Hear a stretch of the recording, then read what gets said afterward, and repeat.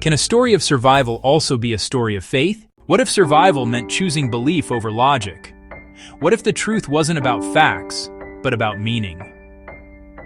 Life of Pi by Yann Martel is a powerful survival story, but it's also a deep exploration of faith, storytelling, and what it means to be human. Welcome to Setbook Club. Let's break it down. The story begins with Pisin Molitor Patel, a young Indian boy who insists on being called Pi. He grows up in the uniquely vibrant setting of Pondicherry, a former French colony in India, where the blend of cultures shapes his open-minded perspective. His family owns and operates the local zoo, which serves as both his playground and his first classroom. Here, amidst the sights and sounds of countless animals, Pi learns early and sometimes harsh lessons from his pragmatic father about the true, wild nature of beasts. He is taught that an animal is not a friend, and that projecting human emotions onto them is a dangerous mistake. But Pi is an inquisitive and deeply spiritual soul, driven by a profound curiosity about the world. His interests extend far beyond the zoo's walls, leading him on a remarkable intellectual and spiritual quest. Though born into Hinduism, Pi finds himself drawn to the stories of love in Christianity and the profound devotion of Islam. To the confusion of his family and local religious leaders, he decides to embrace all three faiths simultaneously. Pi sees no contradiction in this. He simply wants to love God. He believes that each religion offers a unique path to understanding the divine, and that faith, in any and all of its forms, is what gives life its ultimate meaning and richness.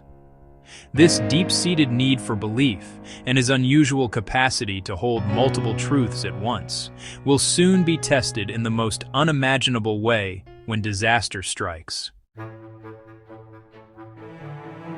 Seeking a new life, Pi's family sets sail for Canada aboard a Japanese cargo ship, the Symbolism. With them, they transport a menagerie of zoo animals, each a passenger on this voyage of hope.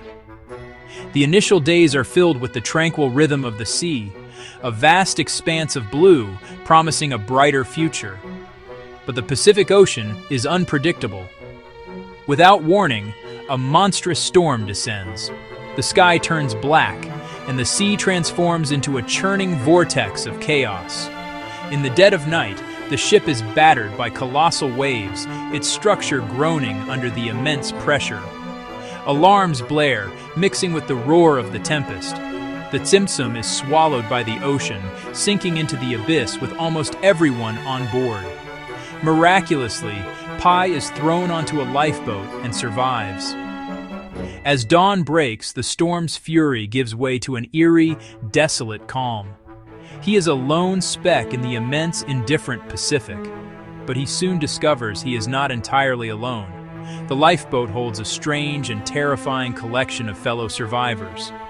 There is a zebra, its leg gruesomely broken, a vicious and frantic hyena, and a gentle orangutan named Orange Juice, who drifts to the boat on a raft of bananas, a maternal figure in a scene of utter despair. And hidden beneath the tarp at the bow of the boat, a final, terrifying passenger reveals himself, a 450-pound Bengal tiger named Richard Parker. In the cramped confines of the lifeboat, the brutal laws of the wild take immediate effect. The hyena, driven by instinct, kills the wounded zebra and then Orange Juice, but its reign is short-lived. In a flash of violence, Richard Parker emerges and dispatches the hyena, asserting his place as the apex predator. The chaos subsides, leaving an even more terrifying silence. Only two survivors remain, Pi and the tiger.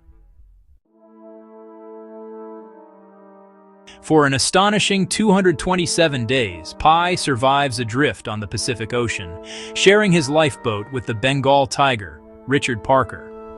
This harrowing ordeal becomes a profound test of his will, ingenuity, and faith. To endure, Pi must transform his small vessel into a functioning, if precarious, world. His first and most critical task is establishing dominance over the tiger.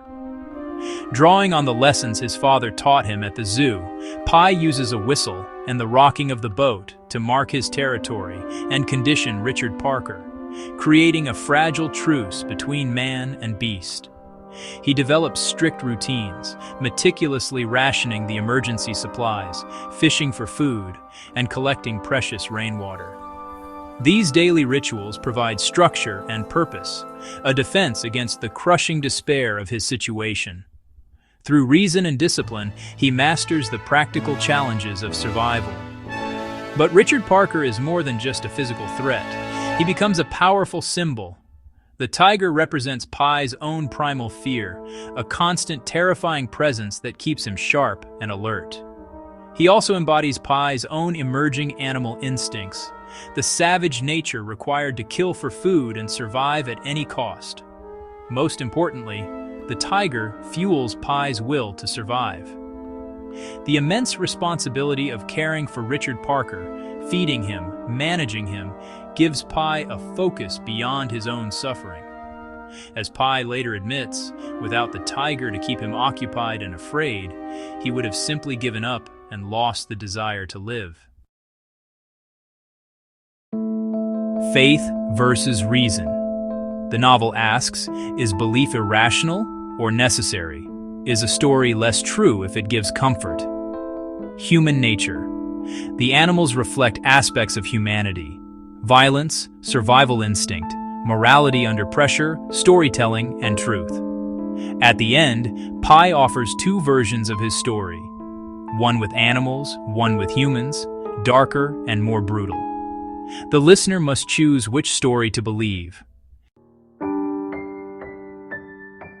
Pi asks, which story do you prefer? The animal story is more beautiful and easier to live with. Martel suggests, stories help us survive trauma.